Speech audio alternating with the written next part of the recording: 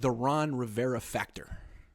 Ron Rivera is a very good coach. I mean, he's not like one of these cutting-edge young offensive coaches, but he's very good defensive coach, and he's a very good leader who always has his guys ready to go. And I think it speaks well of him that even though this team, Washington, isn't great, what's their record? I don't know. Not great, but they're the one team that's beaten Philly.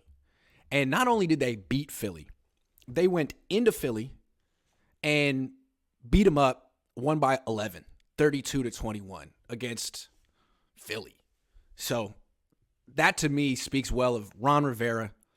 They didn't just go into Philly and play passive and try to, hold their own and hope that maybe Philly would beat themselves. No, they went into Philly and were extremely aggressive, and they took it to Philly, and that's exactly the mentality that Washington's going to have in this game. They're not going to come to the 49ers. They're going to go all the way across the country and play a passive, conservative, run the ball a lot game. Now, they're going to run the ball a lot, but they're going to also probably take shots.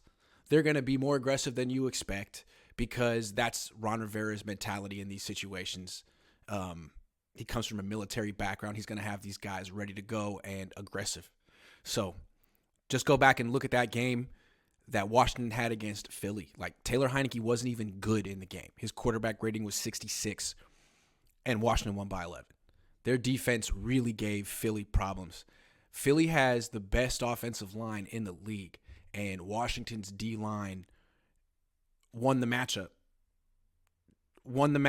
and they didn't have Chase Young, who's going to be making his season debut this weekend against the Niners, who do not have nearly as good of an offensive line as Washington. So this is going to be fun. The only question I have is, even though the Ron Rivera factor is real, Washington could be tired. Short week for them.